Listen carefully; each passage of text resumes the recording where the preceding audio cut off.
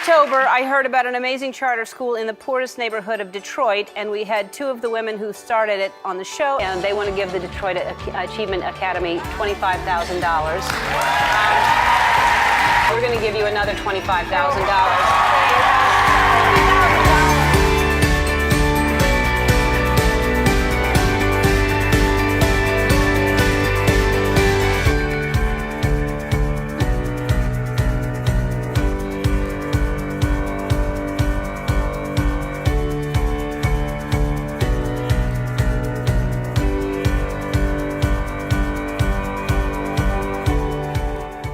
We are learning to be in second grade and third grade in college. Perseverance is something that's really hard. You persevere to get it done. We don't quit. Today is our last day in school, and the thing that's really special is that kindergarten is graduating.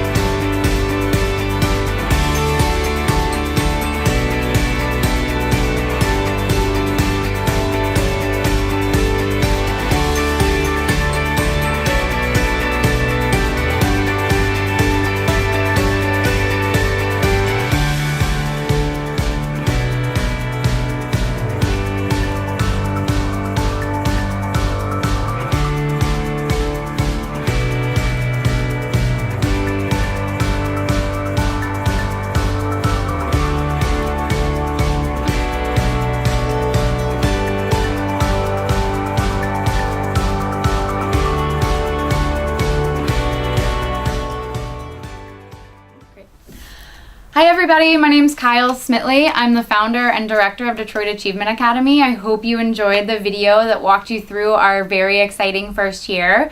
I wanted to chat with you about marketing, design, and strategy for schools of all kinds. Before, I wanted to tell you a little bit about my background. My background is in business. When I was in law school, I started a kids' clothing line.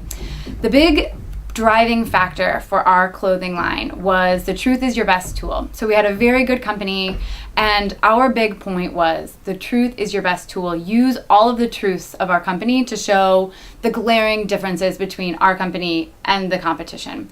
That was a very successful tactic. The company was very successful. I've since sold it and gotten into starting a non-for-profit charter in the city of Detroit, which is very exciting for me. Some overview of our school really quickly. As you saw, we're kindergarten, first, and second grade this year. We're just beginning our second year of school. We have a 100% free lunch rate.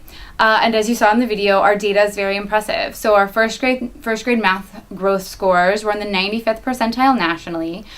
More of our students hit the nationally set NWEA MAP scores than any other city in Detroit. We are very excited about that. So some things that most people get very excited about were that we were on the Ellen Show twice. Madonna came and danced with our kids and then donated money. Something that I'm really proud of is I've fundraised over 60% of our budget. And also, we're full this year. So our very first school year, we definitely struggled with enrollment, but this year we're full. And I just want to talk a little bit about how we got there, some tips that I have, and I'm always happy to answer any questions via email or phone anytime. I approach starting a school the same way that I approach starting a business, with a focus on our mission. So knowing what our mission was, our school mission, saying this needs to drive every single thing that we do.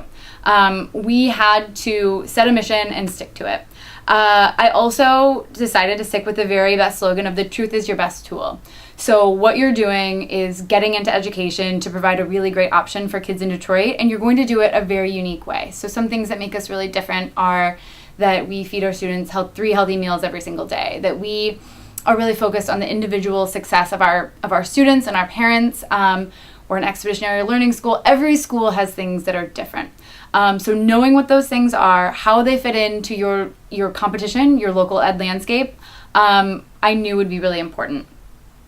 Another thing I did was wonder who my intended audience was. What am I marketing for? Am I marketing for enrollment to parents? Am I marketing to kids to get them excited? Am I marketing toward donors locally, local foundations? Am I marketing toward donors nationally? So a huge nationwide. And I think that gets really, really tricky. I think you have to have things for everyone. So these are all questions that I asked myself, and I'll kind of talk through how we got to where we are now, and some stumbles and some successes. I also wanted to ask myself, what's the goal? So not only who my audience is, what's my goal for any sort of marketing or discussion or dialogue that happens on our Facebook page, on Twitter? What's the goal?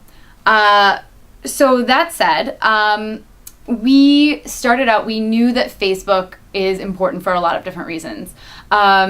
Just in our time in Detroit, we knew that Facebook is how a lot of people in our neighborhood get their news, find out about things. So targeted Facebook ads was the very first thing that we did. Facebook allows you to target demographics, age, location, almost everything, and set a budget. So you know exactly what you're going to pay and exactly how many people saw your information. That was really successful for us. We also knew that basic design is incredibly important. This was the biggest thing that I learned with my company. Our logo, as you can see, is great. We took a lot of time to make sure our logo was clean, was different, was unique, that it said everything we wanted to say. It's appropriate. So again, the big lesson in Business 101, right, is have a logo that will stick with people, stick with it, don't change it. One color, make it great. So that's what we did. We took a lot of time on our logo. We definitely were laughed at extensively in the sort of ed landscape for caring about our logo. But it really matters. We spent a lot of time perfecting our website. We knew that how clickable and how readable and how interesting and how visual our website was really would lead to more donations, more applications. And that has held to be true. We get a lot of great feedback on our website. We have our online application on our website. We have lots of information on our website. Our website's very much a limb and an indicator of our school personality. One of the most important things that we have on our website is our blog. Our blog is a way for us to, in a less formal way, share more about the school. And I mean less formal, like it's not the text that is, our core statement. It's not our mission. It's not, a very well-crafted, very formal one-pager about our school. It's a journal. It's a diary. It is told from the perspective of me, our principal, our teachers, about life at DAA. And it's the way for us to connect with people who are interested in what we're doing. The number one note that I get with donations sent to DAA is love following along on your blog. That feedback is really, really valuable for us. That lets me believe that the tenet that I had when I was in business of when you give yourself more facets, it gives people different ways to access you and connect. And that accessing leads to customers or donors, and or bigger press opportunities and things like that. It led me to believe that tenet held true in the ed world as well. So our blog is definitely a great way for people to be connecting with us. I push teachers to blog. I push administrators to blog. Whenever they're doing something interesting in their class, I'll take pictures, send it to them, say, hey, would you mind, 300 words about this? Teachers are really excited to share what's going on in their classroom. They're excited that other people are excited about what's going on in their classroom. We also tweet. We tweet predominantly pictures that we post on Instagram. We Instagram. This sort of leads me to one of my tips is know how your audience connects. So not only who's your audience, but how do they connect with you? How do they connect with their friends? Get in front of them. Get in front of them regularly. If they think about you every day, they're going to trust you. When they trust you, they want to send their students to you or send you their money. Again, I mentioned those because those were our goals starting. We wanted increased enrollment for our second year, and we wanted increased donations every single year. So those were two big factors. Another big overarching tip that so we operated with from the very get-go was do something different from your competition, but do everything better. So every single thing we wanted to be better than our competition, but we wanted to do something different that gave us a platform to talk about. Something different that let news outlets have a story about us. What that was for us is that we were a single site school, we were small, and that we fed our kids 3 healthy meals a day. That was initially what our story was. With that comes a lot people saying, wow, they also do this and they also do this.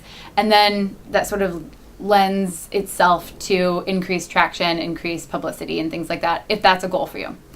I think another overarching goal when you're talking about marketing, strategy, social media is data and metrics matter. Be obsessed with it. Be obsessed with your data. Every single day I wake up and I check our Google Analytics on our Facebook page and our website.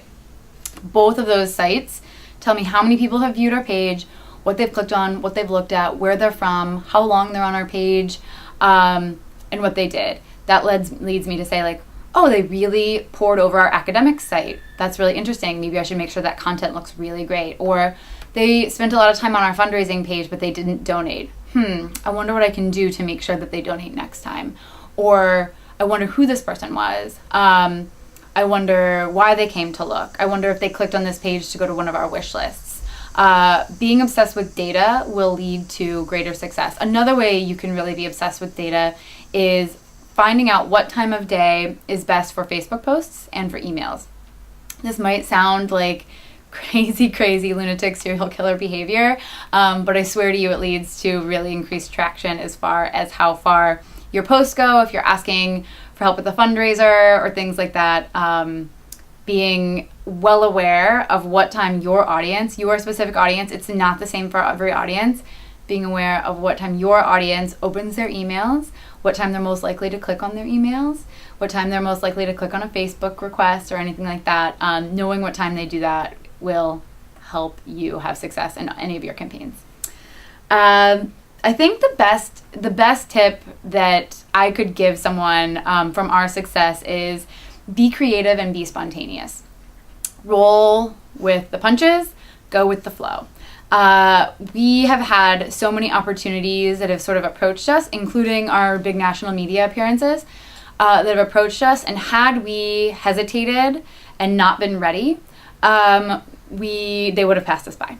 So if we would not have been incredibly ready to change our course of action, social media wise and internally as a school, we would have missed out on having major celebrities come visit, having enormous amounts of publicity, and then lots of donations. And then in what this is all about, our data. And part of the reason we are such a great school is because we've worked really hard to get the resources that have helped our kids succeed. Specifically, I mean that our ability to cultivate great relationships on social media has led itself to me saying on Facebook, oh my goodness, our students really need such an alphabet beanbag toss. Does somebody have $13 to spare to send this to our students? $13 isn't a huge budget point, but it all adds up.